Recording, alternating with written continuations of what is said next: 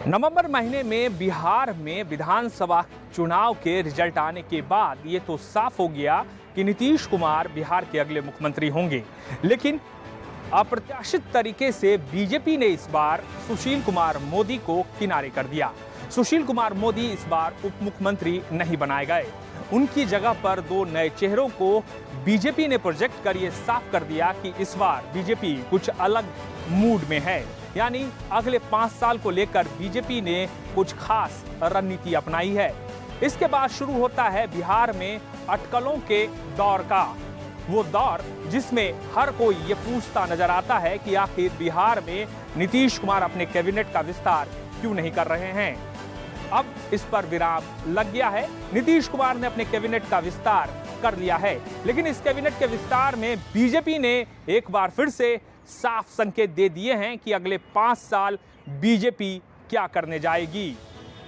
शहनवाज हुसैन जैसे चेहरों को बीजेपी ने एक बार फिर से बिहार के मेन स्ट्रीम में लाकर साफ संकेत दे दिए हैं कि आने वाले समय में बीजेपी फ्रंट फुट पर खेलना चाहती है। इस बार मंत्रिमंडल में जिन लोगों को जगह मिली है उसमें से ज्यादातर नए हैं और खास बात यह है कि उनमें ज्यादातर युवा हैं। ऐसे में बीजेपी सेकेंड लेयर के जो नेताओं का एक लंबी चौड़ी फहरिस्त थी उसके इतर एक नई पीढ़ी को तैयार करने में जुट गई है। अब ये देखना काफी दिलचस्प होगा कि इसके जरिए नीतीश कुमार को क्या बीजेपी जवाब देना चाह रही है या फिर जेडीयू को ये बताना चाह रही है कि बीजेपी अब छोटे भाई की भूमिका में आने वाले समय में बहुत ज्यादा दिनों तक बिहार में नहीं रहने वाली है। क्षेत्रीय और जातीय समीकरण के जरिए भी बीजेपी ने इस बार कई नए प्रयोग किए हैं। इस प्रयोग में खास तौर से ये दिख रहा है कि जातिगत समीकरण को लेकर बीजेपी इस बार कुछ अलग ही रणनीति अपना रही है। भूमिहार जैसी जातियों को इस बार उस तरह से बीजेपी ने जगह अपने कैबिनेट यानी मंत्रिमंडल में उस तरह से जगह नहीं दी है जिस तरह से राजपूत, ब्राह्मण और कुशवाहा को दिया गया है।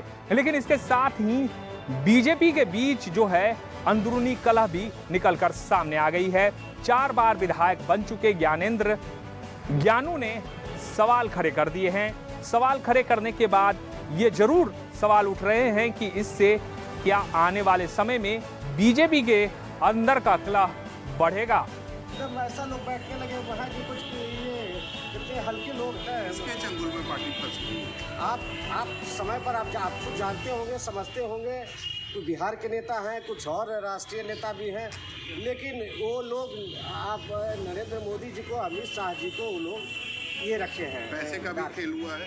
अब वो हम नहीं जानते हैं, पैसे से हम नहीं जानते हैं कि कैसे मंत्रिमंडल पर बनाया गया। शपथ ग्रहण समारोह में जाएंगे। शपथ ग्रहण मेरे को कोई इन्विटेशन नहीं है। शपथ ग्रहण समारोह के लिए तो वहाँ गेट पर तो चाहिए, इन्विटेशन कार्ड चाहिए, पास चाहिए, तब वहाँ जाने को मिलता है। मेरे को कोई इन्विटेशन नहीं है वहाँ। तो हमारे साथ तो एक बनी बनाई कैबिनेट जिसमें नंदकिशोर यादव, सुशील कुमार मोदी इस तरह के नाम पहले चर्चा में रहते थे, अब वो पुराने नाम हो चुके हैं। नए नामों के साथ नीतीश कुमार कितने कंफर्टेबल रहेंगे, उनके कैबिनेट के जो नए उनके सहयोगी हैं उनके साथ उनका तालमेल कैसा होगा, इन सब चीज़ों पर आने वाले समय में सबकी नज़र टिकी हुई है। क्या इनको लेकर साथ चलने में नीतीश कुमार को कठिनाई होगी या फिर जेडीयू और बीजेपी के बीच जो है खींचतान बढ़ेगा, इन तमाम चीज़ों पर सबकी नज़र टिकी हुई है। लेकिन एक जो बात साफ है वो ये है कि बीजेपी ने ये साफ संकेत दे दिए हैं कि बीजेपी इस बार कुछ नई सोच के साथ बिहार में प्रयोग कर रही है और ये प्रयोग अगले 5 साल को ध्यान में रखकर किया जा रहा है। समाचार वाला टीवी के वीडियो को देखने के लिए आप समाचार वाला टीवी के फेसबुक पेज पर जा सकते हैं, जहां आपको बिहार, झारखंड और देश से जुड़ी हुई वीडियो देखने को मिल सकता है। साथ ही साथ आप हमारे YouTube चैनल पर जाकर हमारे चैनल को सब्सक्राइब कर सकते हैं और विस्तार से हमारी खबरों को पढ़ सकते हैं समाचारवाला TV.com पर। नमस्कार।